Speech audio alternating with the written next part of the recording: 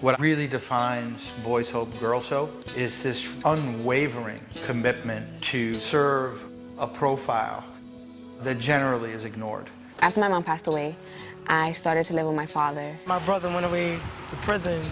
It was like I had nobody there with me. I just moved from family member to family member's house. I was born in Congo, Africa. Just the feeling of nothing, no one can support me. My mom passed away in 2009. When I was born, my mother was kind of, on drugs and she was addicted. My father had a breakdown because he's schizophrenic. So by age 14, they have come to an understanding of what life is, what's expected of them, how other people live life. I had to look out for my mom and do everything on my own.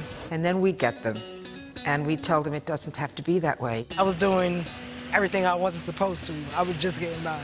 And also, it shouldn't be that way. It's the profile that's lost. What we look for in them is their resiliency. Girls Hope pulled me out of it. Those who have that internal motivation to do whatever's necessary. It's the first place that I knew was always going to be there for me. We're looking for bright kids who maybe don't come from the best financial situations, who can really, really go far if they have all the right supports in place. We provide an environment where these young people can flourish at a high school level, and then we also literally put them through college. A bold decision was made by the Board of Trustees, collaborating with two prominent Catholic institutions in Brooklyn. The mission of the school is to provide a Christian and human education to the young, especially the poor. A lot of these schools have attached to them buildings that were once monasteries and convents. And as the Catholic Church has changed, a lot of these buildings have been left fallow. They're empty. So we've forged this wonderful relationship with Bishop Laughlin and with Catherine Macaulay School, where we have our children now in residence in these beautiful old stately buildings, and they walk out the door, they walk 50 feet, and they're in class. You have to leave the dorm by 7:45, but you don't have to wake up as early, like at 5 o'clock, because I live in the Bronx. Doing that for young people who needed a good place to live that would support achievement was a real good move. We make a lot of phone calls to different schools in the area. Just finding the right high school in New York City is such a daunting experience. To try to get the largest candidate pool that we possibly can. It isn't easy letting your child go away from home. But then you find Boys Hope, a program where they're fully committed. I mean, these kids have to go through an interviewing process and a psychological evaluation. It's not just anybody can come up in here. Helping your child reach the highest potential he could possibly reach. That's another thing that made me feel more secure. It's completely a loving and nurturing environment that you kind of don't get that some people may not receive other places. Bringing adults into the lives of the young people that we serve here at Boys Hope, Girls Hope New York is critically important. At Catherine Macaulay High School, we're a family of teachers there. My dorm mother, Ms. Donna. Staff is like family. She's like a mother to me. We have to also exhibit compassion sometimes. A bunch of us were crying. And I remember we went into Miss Sarah's room and we sat on her couch literally till like 1 in the morning, where all of us calmed down. Being in a dorm and having her as a counselor, it's like shielding you away from the bad things of the world. There's no greater boot camp for addressing life hands-on than to live in a family that believes we're responsible for each other. We will have the life that we make for each other. I make sure the boys maintain clean and tidy rooms, good living environment, and that they get along with each other as well, and make sure that they're always active and doing something positive. That's the two biggest impacts, the academic structure and the social nourishment that they give. He's got the support he needs. He's being challenged. He's got guys where he can sit down and they all study together. We're all a family and we all treat each other like brothers. I just think the role models here in the program are very good for him. Positive men. I see myself as a young man now because of the structure that they've provided me with.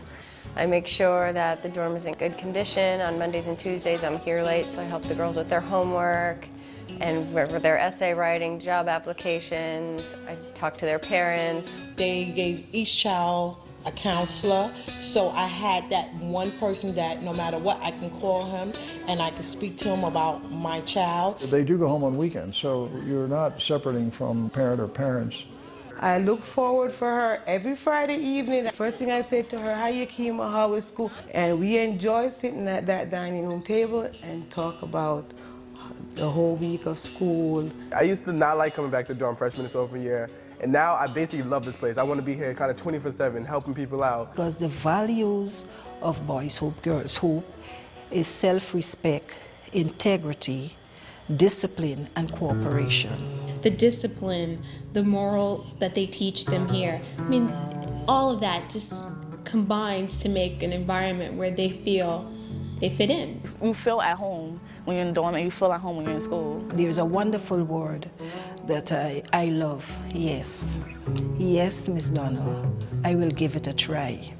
Yes, I can do it. Them pushing me along to do well has actually made me adapt to the work and made me want to do the work. I see the older ones tutoring the younger ones, trying to help them to bring up their grades. In the beginning of the year, it was kind of rocky because it was new, but my grades are getting better, and I'm heading for an honor roll this marking period. You draw that blind, it goes up, and all of a sudden the eyes are, lit up, and they're engaged and truly eager to tell you what their dreams are. I applied early decision to Brown University, and I was accepted December 15th, still remember the date, and the whole Brownsville to Brown. I keep thinking to myself, one day I'll write a book about that. Nobody sells it better than the young people in the program. If it wasn't for Boys Hope, Girls Hope, I don't think I would ever really believe in myself. When the kids graduate, we have our graduation party, and they say, thank you for being so hard on me. I'm going to LaSalle University next year, and I see it helping me out the whole way there because I know how to maintain myself in a structured environment. Thank you for being in my corner. It gave me confidence to know that, hey, I know stuff, I'm educated. Thank you for not giving up on me. There's more to life than just getting by. You can actually become something. I'm making me proud, making my family proud. It's like I'm the man of the family. So I'm determined to be on top, and I'm gonna stay on top. I've seen it, and I know they're making the pathway for her. Whenever she gets to the point for college, she will be ready. What Boys and Girls Hope is really all about, to have hope in yourself and know that you can make it through anything. You can make a change. It's all of us together, like a patchwork quilt, that make the difference. Yeah, that's one thing I can never forget. The help that I have received over the past 4 years of Bishop Lockwood and Boys Hope, Girls Hope. And when you feel like hope is gone, look inside you and be strong. And you finally see the truth, that a hero lies in you. I'm sorry, I'm a little bit shaky because I'm nervous.